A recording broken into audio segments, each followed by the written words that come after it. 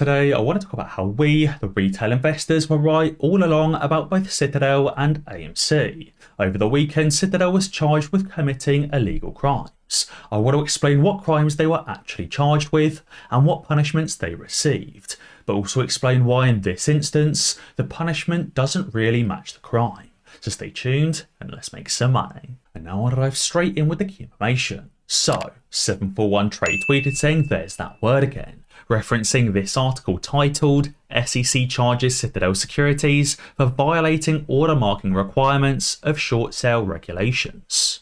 Now it says the SEC today announced already settled charges against broker-dealer Citadel Securities for violating a provision of Regulation SHO. It says Regulation SHO in part requires broker-dealers to mark sale orders as long, short or short exempt. And these records are routinely used by regulators in policing prohibited short sale activity. To settle the SEC's charges, Citadel Securities agreed to pay a $7 million penalty. So let's start by talking about things we can ascertain from that first paragraph. Number one is that Citadel Securities admitted to violating these regulations by paying those charges. They agreed, they admitted, and they paid. Secondly, we know if Citadel mismarked those orders, they effectively escaped surveillance of the SEC. We know the SEC uses these orders to figure out prohibited short selling activity, and therefore as Citadel mismarked those trades, they effectively escaped the SEC's eye.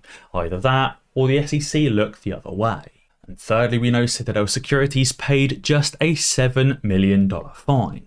Now, I want to explain in a little while why it's just $7 million, but why the penalty doesn't match that crime. It also says according to the SEC's order, for a 5-year period, it's estimated that Citadel Securities incorrectly marked millions of orders inaccurately. This didn't just happen once or twice, it didn't just happen to millions of shares, it happened to millions of orders, and it happened over a 5-year period.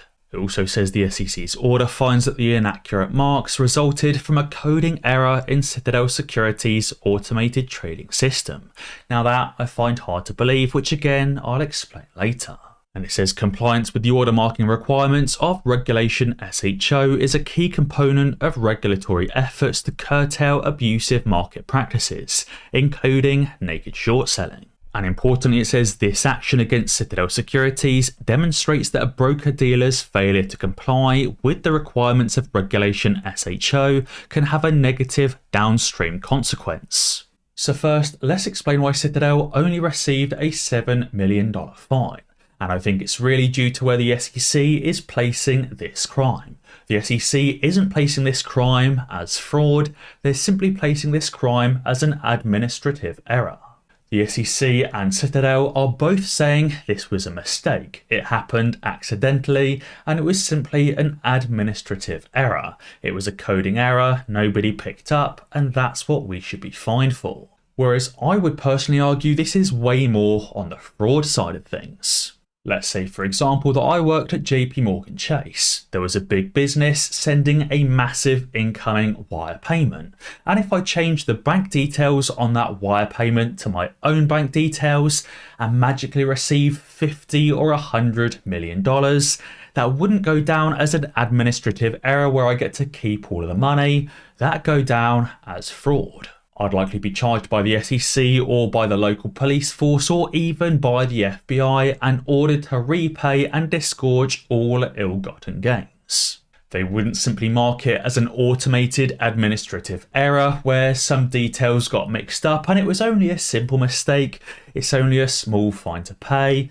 It would obviously go down as an illegal fraudulent crime. By Citadel mismarking these short sales as long buy orders, it's obviously helped to push the price down in whatever stocks they were illegally shorting. Illegally pushing the price down by just mismarking their orders, I think, should really class as fraud, because on the other end of those trades, somebody is obviously losing out. Whether it's hedge funds, retail investors, it doesn't really matter who's losing, but somebody on the other end of the trade is losing tons of money. That money is effectively being stolen, and Citadel really should be ordered to disgorge all ill-gotten gains as a result of these millions of trades incorrectly marked. You can currently get a guaranteed free share of Tesla or of Google and up to 15 free shares on top of that, worth up to $2,000 each, which you could always use to buy more shares of AMC, GameStop or of any other stock.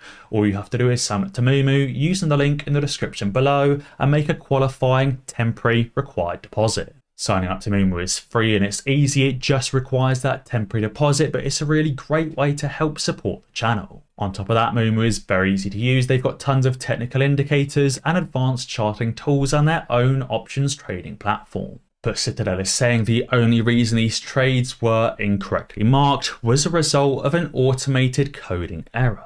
Now again, this is something I find really hard to believe. Citadel is a billion-dollar business that only employs the brightest of the bright students or the brightest of the bright talent.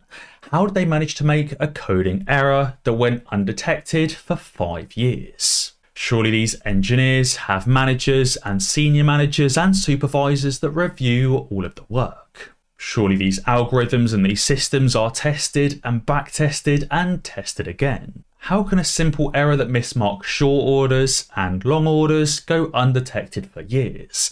And how can that same error happen at Citadel multiple times? And how can it happen at multiple different hedge funds and banks over and over and over again?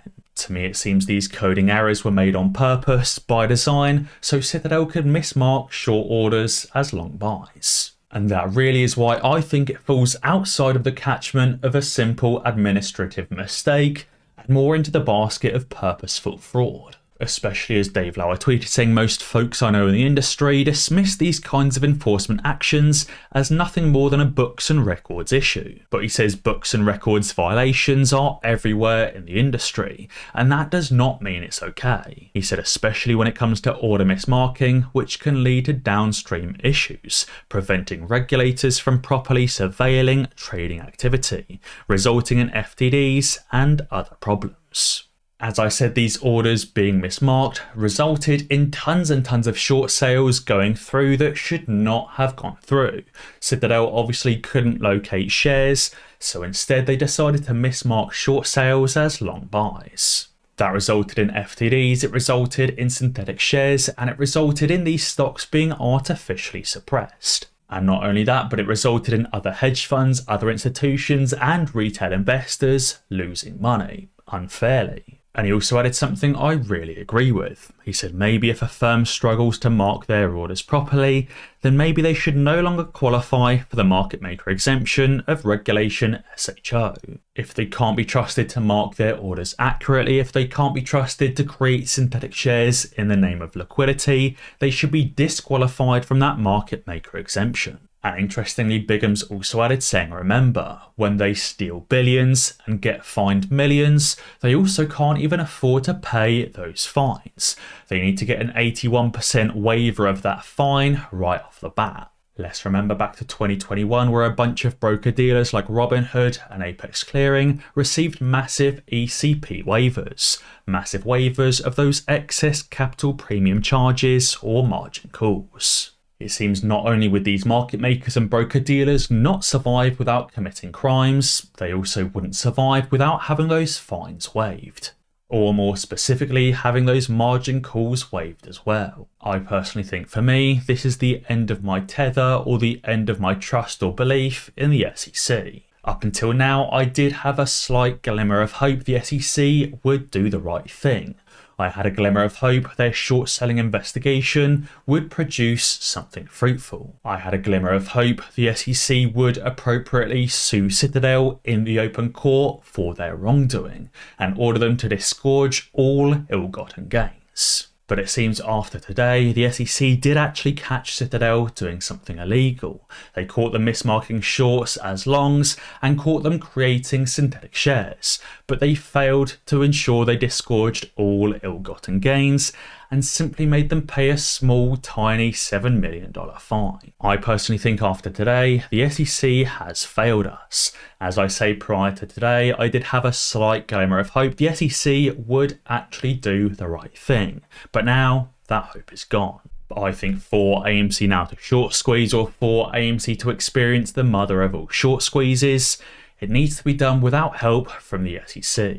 because it seems the SEC will actually catch these firms for committing illegal activities, but fob off those illegal activities as accidental administrative errors and give them tiny speed bump fines, which are reduced massively and allow them not even to pay or to meet margin requirements. Not only do they give them teeny tiny fines, they also waive their margin requirements and excess capital premium charges. If only the SEC and DTCC didn't waive those capital premium charges, we would have won long ago. But even without the SEC and the DTCC, it seems Citadel is still losing billions of dollars. Cyberhedge tweeted saying the Citadel multi-strategy fund had an indirect investment in Evergrande or Evergrande via a company called FFIE, Faraday Future Intelligent Electric Incorporation. Citadel indirectly owned 2.6 million shares at an initial valuation of roughly $1,500 per share, so almost $4 billion invested into Evergrande. Today those shares are worth roughly $4 each, so that represents a 99.7% loss, leaving them with a mere $10 million. So that's additional unrealized losses for Citadel of $4 billion, again impacting their margin requirements. He said it's interesting to note that this company IPO'd in January 2021 and reached its peak on January 29th, 2021. So it seems even with the SEC and the DTCC granting margin waivers, Citadel is still losing billions. And finally, as a result, it seems the mainstream media and those hedge funds and market makers are still desperate for you to sell your AMC. There's a new article titled, "Here's Why You Should Give Up on AMC Stock as Soon as Possible." Clearly they're still desperate and begging you to sell your shares so that Citadel can close out of this synthetic share liability. But obviously, if you hadn't already guessed, it seems investors are not selling and Citadel will still have this liability. But guys, be sure to let me know what you think down in the comments below. And as always guys, be sure to ding that notification bell, because that way you'll be alerted when I upload a new video. Cheers.